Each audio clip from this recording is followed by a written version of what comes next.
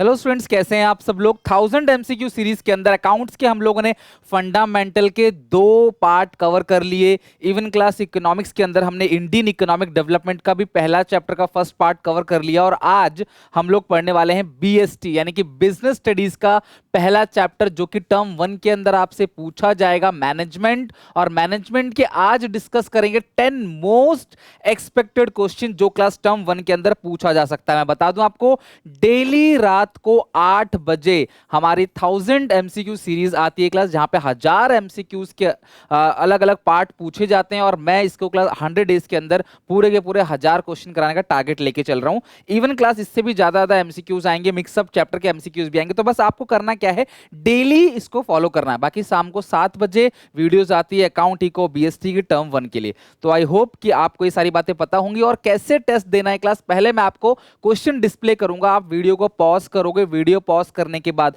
Question को पढ़ोगे और जो आपको सही आंसर लगेगा उसको अपने मन में रख लोगे। देन वीडियो प्ले करोगे और देखोगे कि आपका आंसर मेरे आंसर से मैच करता है या नहीं। तो चलो स्टार्ट करते हैं ऐसे। और मुझे कमेंट करके जो बताना कि आउट ऑफ 10 आपका स्कोर कितना है और कौन सा क्वेश्चन आपको सबसे अच्छा लगा और कौन सा क्वेश्चन नहीं आया, उसे प्लीज अपनी कॉपी में लिख के रख लेना। क्योंकि यही सेम क्वेश्चन अगर आपको एग्जामिनेशन में कल को पूछा जाता है तो आप गलती ना करो। जो सही है वो हमेशा सही होगा, लेकिन जो गलत है उसको लिख के रखना ताकि वो अगली बार आपकी गलती उससे ना हो। तो पहला क्वेश्चन है क्लास, बिना देरी के स्टार्ट करते हैं। Which of the features of art is not available in management. आपको पता है कि मैनेजमेंट आर्ट भी है, मैनेजमेंट साइंस भी है, और लेकिन मैनेजमेंट प्रोफेशन नहीं है। तो आर्ट साइंस प्रोफेशन की बात करें तो आर्ट के सारे फीचर मैनेजमेंट के अंदर मौजूद है, जिसकी वजह से management is pure art, pure art है।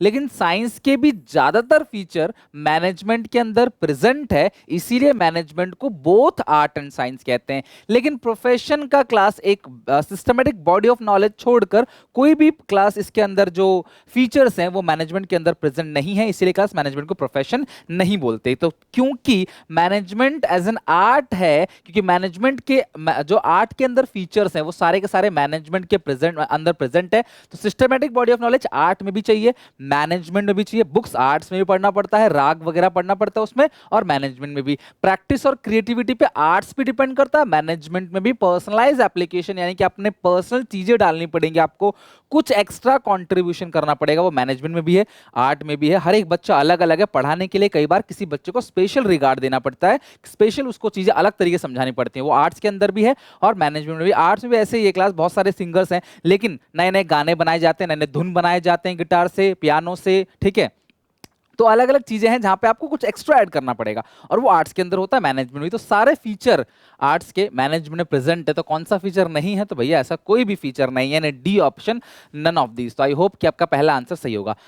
बेटा मैं यहाँ पे आपको सिर्फ MCQ और उसके आंसर बताने नहीं आया हूँ, ये तो कोई भी कर सकता है क्लास MCQ और आंसर बताना। मैं आपको यहाँ पे पूरे चैप्टर का रिवीजन कराऊंगा, यानी कि इस एक पर्टिकुलर क्वेश्चन से घुमा घुमा के जितने भी क्वेश्चन बन सकते हैं मैं वो सारे के सारे यहाँ पे डिस्कस कर रहा हूँ आपके। तो आई होप आप इसको बिल्कुल क्लास अप्रिशिएट करोगे, अपने सारे फ्रेंड्स में इसको शेयर भी करोगे, ताकि हर कोई क्लास मिलकर हम सब एक अच्छी कम्युनिटी का डेवलपमेंट करें। ओके चलो, सेकंड क्वेश्चन ऐसे ही चला, फटाफट से बता दो, बहुत सिंपल क्वेश्चन। पहले क्वेश्चन में ही मैंने इसका आंसर बोल दिया था, जिसने अच्छे से सुना होगा वो बता देगा कि मैनेजमेंट क्या है। आर्ट है, साइंस है, बोथ आर्ट एंड साइंस है, प्रोफेशन है। तो ये मैं हिंट दे देता हूं कि प्रोफेशन तो मैनेजमेंट नहीं है। तो बताओ क्लास क्या है मैनेजमेंट, आर्ट है, साइंस है एंड बोथ। तो उसका सही आंसर है सी, मैनेजमेंट दोनों है, आर्ट एंड साइंस। प्योर लिखा होता तो मैं आर्ट्स पे ही क्लिक करता, प्योर आर्ट है। बट अगर नॉर्मल पूछा क्या है मैनेजमेंट, आर्ट और साइंस दोनों है। क्यों, आर्ट के सारे फीचर और साइंस के मेजर फीचर जो है उसके अंदर मैच खाते हैं मैनेजमेंट के अंदर। Management always denoted as we. जब भी हम बात करते हैं मैनेजमेंट की, मैं बोलूँ कि मेरा मैनेजमेंट है, तो मैं अकेले नहीं हूँ, मेरे साथ टीम है पूरी की पूरी, जो कुछ प्लानिंग करते हैं लोग, कुछ ऑर्गेनाइजिंग करते हैं, कुछ स्टाफिंग करते हैं, कुछ डायरेक्टिंग करते हैं, कुछ कम्युनिकेटिंग करते हैं, सब लोग मिलकर हम लोग जो है वो कहलाते हैं मैनेजमेंट, नॉट बाई आई।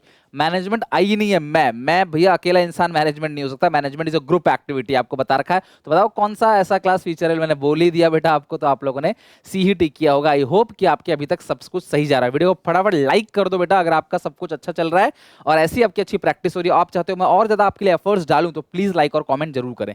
तो कैसी एक्टिविटी है बेटा, management is a group activity, यानी कि सारे लोग होते हैं इसके अंदर। Okay next, when a work achieve target production of 100 unit at a higher cost। सुनो मेरी बात, काम टाइम पे पूरा हो गया लेकिन कॉस्ट जो है वो ज्यादा लगी, तो बताओ क्लास, काम टाइम पे पूरा हो जाना इसका मतलब क्या है क्लास? इफेक्टिव है। और टाइम कम कम कॉस्ट में अगर पूरा हो जाता है तो उसका है क्लास एफिशिएंसी। मैं आपको बता देता हूँ, रिपीट करता हूँ, एफिशिएंसी का मतलब लो कॉस्ट में काम को करना, इफेक्टिवनेस का मतलब क्या होता है? समय पे काम को पूरा करना। अगर ये कह रहा है कि work achieve target production on 100 units, तो टाइम पे तो इन्होंने अचीव कर लिया, टाइम पे मतलब वो इफेक्टिव है लेकिन वो एफिशिएंट नहीं है। तो बताओ क्लास वो क्या है? वो इफेक्टिव है। तो आप बी ऑप्शन पे टिक करोगे। अगर किसी ने ए पे टिक किया या सी पे या डी पे तो ऑप्शन गलत है, ध्यान रखना। अगर कोई टाइम पे काम को पूरा कर लेता है तो इफेक्टिव है, कम कॉस्ट में काम को पूरा कर लेता है तो एफिशिएंट है, दोनों करता है तो बोथ इफेक्टिवनेस एंड एफिशिएंसी है। ओके, चलो नेक्स्ट। और क्या होना चाहिए मुझे कमेंट करके बताओ क्लास कि एक मैनेजर को क्या होना चाहिए? एफिशिएंट होना चाहिए या इफेक्टिव होना चाहिए? कम ऑन, कमेंट करके मुझे हर कोई बताओ, मैनेजमेंट को क्या होना चाहिए, मैनेजर्स को क्या होना चाहिए? इफेक्टिवनेस होना चाहिए या एफिशिएंट होना चाहिए? चलो बताओ फटाफट सब लोग कमेंट करके। Fifth question, a production manager was able to produce, और वीडियो एंड तक देखना, बीच में स्किप मत करना, क्वेश्चन नहीं आ रहा डोंट वरी, क्या पता कौन सा क्वेश्चन आगे आपको आने वाला हो और कौन सा क्वेश्चन इनमें से बोर्ड एग्जामिनेशन में आ जाए नवंबर में टर्म 1 के अंदर, तो प्लीज आप अच्छे से प्रिपरेशन इसकी करके चलना। A production manager was able to produce the desired output with minimum cost, minimum cost में वो इस योग्य है कि वो कम से कम कॉस्ट में सामान को बना सकता है, but not with in the required time.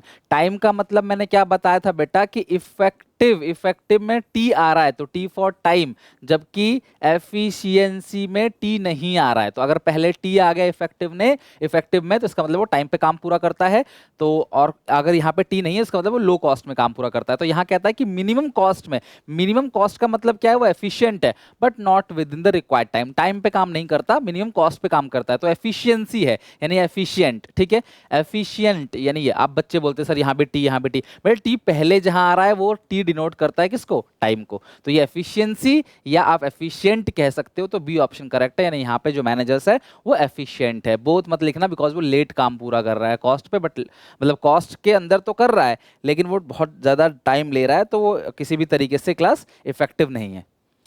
Which concept act as a binding force of all the department? कौन सा ऐसा कॉन्सेप्ट है जो सारे के सारे डिपार्टमेंट को बांध के रखता है?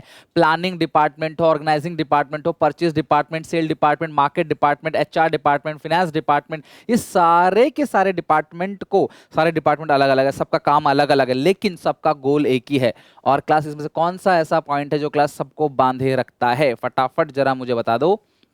Which concept act as a binding force of all the department? तो कौन सा कॉन्सेप्ट है बेटा इसमें? ऑर्गेनाइजिंग नहीं है, कोऑर्डिनेशन करेक्ट आंसर है क्लास। कोऑर्डिनेशन जो है वो बाइंडिंग फोर्स है, एसेंस ऑफ मैनेजमेंट है। कोऑर्डिनेशन हर लेवल पे चाहिए, हर क्लास मैनेजर को कोऑर्डिनेशन की जरूरत है कि हर कोई तालमेल बना के रखे एक दूसरे से, ठीक है, तभी तो ऑर्गेनाइजेशन चल पाएगा। अगर कोऑर्डिनेशन ही नहीं होगा तो ऑर्गेनाइजेशन कभी चल नहीं पाएगा। सेवंथ क्वेश्चन, इस क्वेश्चन को पूरा पढ़ो बेटा, इसका पार्ट एक और आएगा जिसके अंदर और भी चीजें, क्वेश्चंस और भी टॉपिक से क्वेश्चंस जो कवर नहीं हुए वो अगले पार्ट में कवर होगा, पार्ट 2 के अंदर, ध्यान समझना। In order to enter into the profession one has to acquire an educational degree by clearing specified examination conducted by registered institute, which feature of profession is being revealed? तो बताओ class की कौन सा feature की बात कर रहा है? प्रोफेशन के अलग अलग फीचर है, आपको पता होगा। तो ये कहते हैं कि education degree by clearing specific examination conducted by registered institute, तो क्या रेस्ट्रिक्टेड एंट्री है, एथिकल कोड ऑफ कंडक्ट है, प्रोफेशनल एसोसिएशन है, या well defined body of knowledge है? तो आप सब लोग, बहुत ही अच्छा क्वेश्चन है क्लास, इस क्वेश्चन का आंसर जरा हर कोई टाइम लो बताओ कि ये कहते हैं कि प्रोफेशन में घुसने के लिए आपको एक एजुकेशन की डिग्री चाहिए जो कि एक स्पेसिफाइड एग्जामिनेशन कंडक्ट होता है रजिस्टर्ड इंस्टीट्यूट द्वारा। अगर आप उस एग्जामिनेशन को कंडक्ट करोगे तो ही आप जो है वो बन पाओगे जो आपको बनना है professional. Which feature of ink? तो बताओ क्लास कौन सा इसमें से फीचर है, बताओ फटाफट। तो इसका सही आंसर है क्लास रेस्ट्रिक्टेड एंट्री। अगर आपको इसका कोई और आंसर लग रहा है तो आप ठीक कर लेना बेटा, restricted entry A option correct है। और कमेंट करके क्लास आप बता सकते हो अगर आपको कोई और आंसर इसका लगता है तो, क्योंकि देखो प्रोफेशन में आप एग्जामिनेशन क्लियर करने के बाद ही एंट्री ले पाओगे, हर कोई एंट्री नहीं ले सकता प्रोफेशन के अंदर, मैनेजमेंट में लेकिन ऐसा नहीं है, ठीक है। which level of management is concerned with coordinate the activity of different department according to the overall objective। तो मुझे बताओ कौन सा लेवल ऑफ मैनेजर है जो ओवरऑल ऑब्जेक्टिव को डिसाइड करके सबके सारे डिपार्टमेंट के लिए रूल रेगुलेशन बनाता है और कोऑर्डिनेट करता है। टॉप, मिडिल, लोअर, बताओ। वीडियो पॉज करके आप आंसर दे सकते हो क्लास, उसके बाद चेक कर सकते हो कि मेरा आंसर सही है या नहीं है। ठीक है, चेक कर सकते हो आप। तो देखो बेटा, जो टॉप लेवल मैनेजर है, इसका आंसर ए है, टॉप लेवल मैनेजर। क्योंकि टॉप लेवल मैनेजर क्या करते हैं, उनके फंक्शन की बात करें तो ऑर्गेनाइजेशन गोल डिसाइड करते हैं, प्लान पॉलिसी बनाते हैं और सारे डिपार्टमेंट को प्लान पॉलिसी डिस्ट्रीब्यूट करते हैं और ओवरऑल जो रिसोर्सेस है उनको अरेंज कराते हैं, मशीन वगैरह अरेंज कराते हैं, फंड अरेंज कराते हैं, कनेक्ट करते हैं क्लास आउटसाइड द वर्ल्ड से, कनेक्ट करते हैं गवर्नमेंट से, उनका कनेक्शन रहता है। इसके अलावा क्लास वो रिस्क बियर करते हैं। इसके अलावा वो जो मिडिल लेवल के डिपार्टमेंट है उनको ये लोग वर्क देते हैं, उनकी एक्टिविटी में निगरानी रखते हैं। ये सब काम इनके टॉप लेवल के। तो जो ऑब्जेक्टिव है, ओवरऑल ऑब्जेक्टिव, उन पे ध्यान रखने का काम किसका है क्लास, टॉप लेवल। वो ध्यान रखता है कि जो ओवरऑल ऑब्जेक्टिव है वो पूरा हो सके। Purchase manager is belong to which level of management, चलो बताओ। पहले क्वेश्चन आता था कि परचेज लेवल ऑफ मैनेज जो परचेज मैनेजर है वो कौन से फंक्शंस करेगा, या एक एग्जांपल देते थे, बोलते बताओ ये कौन है, कौन से लेवल ऑफ मैनेजमेंट है और उसका फंक्शंस क्या क्या है। बट अब क्योंकि एमसीक्यू है तो सीधा बोलेगा परचेज मैनेजर। तो बताओ कौन से लेवल का है, तो टॉप, मिडिल या लोअर या ऑपरेशन। बेटा लोअर ऑपरेशन तो दोनों सेम चीज होता है, तो ये तो होगा नहीं। तो ये मिडिल लेवल ऑफ मैनेजमेंट है। क्यों, कोई भी डिपार्टमेंटल हेड हो, मैनेजर हो, ठीक है, वो हमेशा मिडिल लेवल का ही होगा। डिपार्टमेंट, किसी भी डिपार्टमेंट का हेड या कोई डिपार्टमेंट का मैनेजर हो, purchase department, sale department, marketing, HR, तो ध्यान रखना वो किसका होगा, middle level of management. 10th question, मैं पहले भी आपको कई बार ये 10th क्वेश्चन करा चुका हूं और अब उम्मीद है कि अब आप इसमें गलती नहीं करोगे।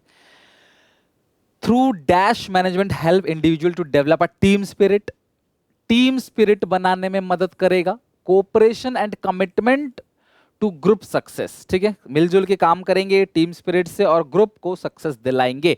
तो बताओ क्लास ये कौन सा पॉइंट है। कोऑर्डिनेशन, सुपर, देखो कोऑर्डिनेशन और मोटिवेशन एंड लीडरशिप, इन बच्चा कंफ्यूज होता है, तो इसका सही आंसर जो है वो है motivation and leadership. Because team बनाने का काम किसका है, लीडरशिप का है। Cooperation and commitment toward group success, ये मोटिवेशन का काम है। तो मोटिवेशन और लीडरशिप से हम लोग क्या कर सकते हैं, टीम स्पिरिट को डेवलप कर सकते हैं और उनकी पंक्चुअलिटी बनाकर ऑर्गेनाइजेशन गोल को अचीव कराने में उनकी मदद कर सकते हैं। तो ध्यान रखना, कंफ्यूज मत होना।